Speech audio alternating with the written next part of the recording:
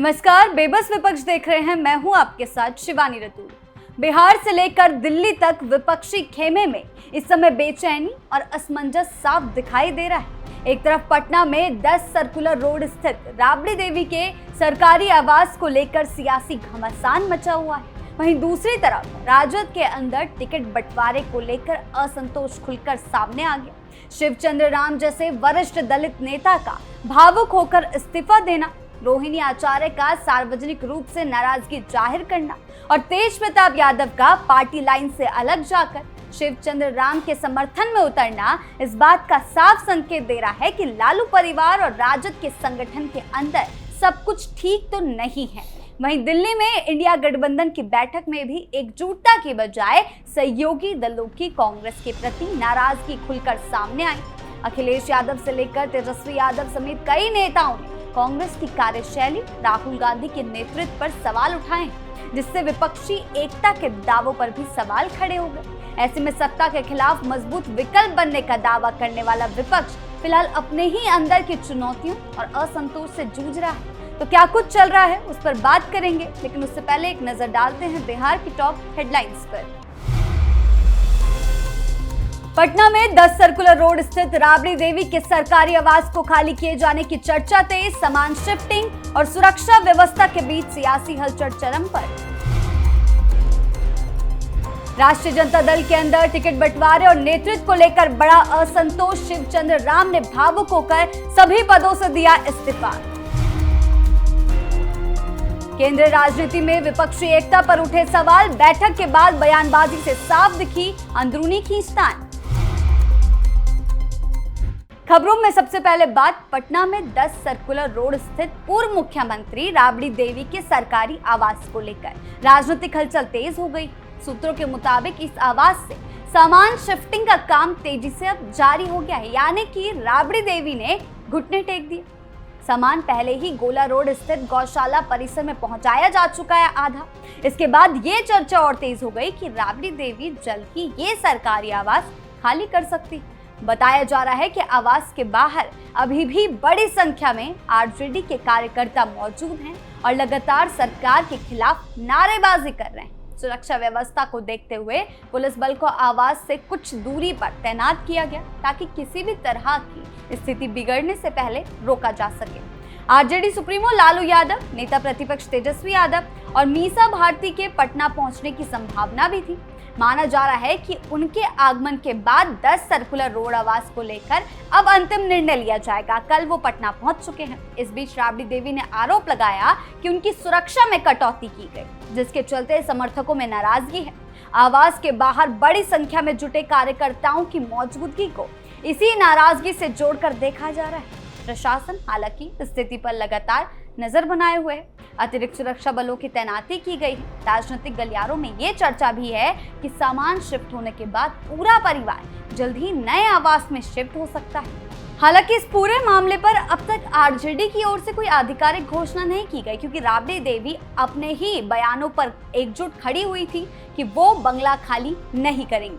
फिलहाल सभी की नजर इस बात पर टिकी है कि लालू यादव के पटना पहुंचने के बाद अब क्या फैसला लिया जाएगा। 10 सर्कुलर रोड को खाली करने या वहीं बने रहने को लेकर अंतिम स्थिति साफ होने की संभावना है, क्योंकि सामान शिफ्टिंग की प्रोसेस जो है वो शुरू हो चुकी है और ये कयास साफ लगाए जा रहे हैं कि राबड़ी देवी अब घुटने टेक चुकी है और सम्राट चौधरी को जो चुनौती दी गई थी उससे राबड़ी देवी पीछे हट गई है। जहां सत्ता, सुरक्षा और आवास को लेकर अब सियासी टकराव खुलकर सामने आता दिख रहा है। आने वाले दिनों में ये साफ हो जाएगा कि राबड़ी देवी कब तक ये सरकारी आवास खाली करती हैं। अगली खबर में बात विधान परिषद चुनाव को लेकर। विधान परिषद चुनाव में प्रत्याशी नहीं बनाए जाने के बाद शिवचंद्र राम ने कैमरे के सामने बिलख बिलख कर राजद से इस्तीफे का ऐलान कर दिया। शिवचंद्र राम का नाम राजद के एमएलसी उम्मीदवारों की रेस में था, लेकिन नामांकन के आखिरी दिन यानी सोमवार को राबड़ी देवी के मुंह बोले भाई सुनील सिंह ने राजद उम्मीदवार के तौर पर पर्चा भर दिया। इसके बाद सबसे पहले लालू यादव की बेटी रोहिणी आचार्य ने एक्स पर तेजस्वी यादव और सुनील सिंह दोनों पर अपनी भड़ास निकाली और अब लालू के बड़े बेटे तेज प्रताप यादव ने भी शिवचंद्र राम का समर्थन किया। तेज ने अपनी प्रतिक्रिया में लिखा है कि शिवचंद्र राम के योगदान की अनदेखी की गई और उनका सम्मान होना चाहिए था। तेज प्रताप यादव ने कहा कि शिवचंद्र राम के साथ गलत व्यवहार किया गया। साथ ही साथ उन्होंने ये भी लिखा कि शिवचंद्र राम का पार्टी पद से इस्तीफा देना बेहद दुखद है। वर्षों तक यानी कि सालों तक संगठन और समाज के लिए वो काम करते आए हैं, लेकिन अंत में जाकर उनकी अनदेखी की गई सुनील सिंह के कारण। तो ऐसे मामले में तेज प्रताप यादव भी तेजस्वी और सुनील सिंह दोनों पर भड़कते नजर आए। उनका कहना है कि मेरा मानना है उनके योगदान का सम्मान होना चाहिए था। उनके साथ जिस प्रकार का व्यवहार किया गया वो निराशाजनक है। सामाजिक न्याय, समान भागीदारी और बाबा साहेब अम्बेडकर के सिद्धांतों की भावना के उल्टा है और सभी को सम्मान मिलना चाहिए था, लेकिन नहीं मिला। यानी कि तेज प्रताप यादव सीधे सीधे तेजस्वी यादव पर और सुनील सिंह दोनों पर भड़कते नजर आए। शिवचंद्र राम का साथ खड़ा होने का दावा किया है तेज प्रताप ने और कहा है कि जनशक्ति जनता दल भी उनके साथ अपनी एकजुटता और समर्थन व्यक्त करता है। उनके संघर्ष, समर्पण और सम्मान की लड़ाई में हम उनके साथ। बता दें कि विधान परिषद चुनाव का टिकट नहीं मिलने से नाराज पूर्व विधायक और पार्टी के अनुसूचित जाति जनजाति SC/ST प्रकोष्ठ के राष्ट्रीय अध्यक्ष शिवचंद्र राम ने सोमवार को पार्टी के सभी पदों से इस्तीफा दे दिया। इस्तीफे की घोषणा करते समय दलित नेता शिवचंद्र राम भावुक नजर आए और रोने लगे मीडिया के सामने। शिवचंद्र राम ने कहा कि एक पार्टी कार्यकर्ता के रूप में वो हमेशा पार्टी के साथ खड़े थे, पूरा समर्पण के साथ काम करते थे, लेकिन उनके साथ अन्याय हुआ है। तेजस्वी यादव ने उनके साथ अन्याय किया है। पिछले 3 दिनों से मेरे समाज के लोग पटना के अलग अलग होटलों में एक साथ हैं। उन्हें मुझे टिकट नहीं मिलने से गहरा आघात पहुंचा है। मुझे अपने समाज का सम्मान और उसका नेतृत्व करना है, इसीलिए आज मैं राजद के SC/ST प्रकोष्ठ के राष्ट्रीय अध्यक्ष पद सहित पार्टी के सभी पदों से इस्तीफा देता हूँ। वहीं विधानसभा क्षेत्र का प्रतिनिधित्व कर चुके हैं, राज्य सरकार में मंत्री का दायित्व भी संभाल चुके हैं। राम लंबे समय से विधान परिषद भेजे जाने की उम्मीद में लगाए हुए थे।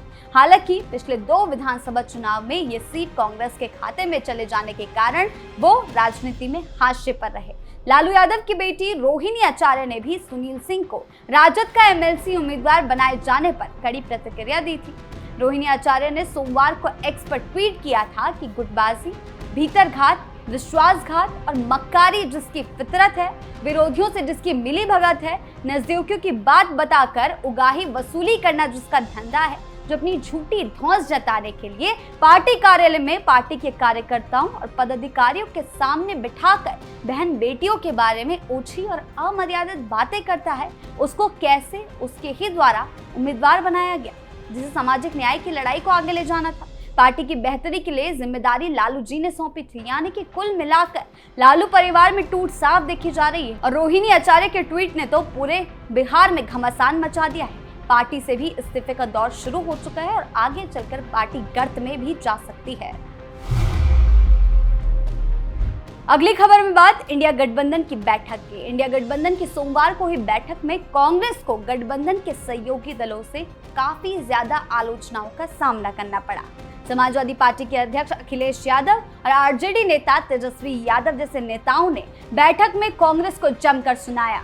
CPIM और NCP-SP समेत कुछ नेताओं ने तमिलनाडु में DMK के साथ अपना पुराना गठबंधन तोड़ने के लिए कांग्रेस पर तंज कसा।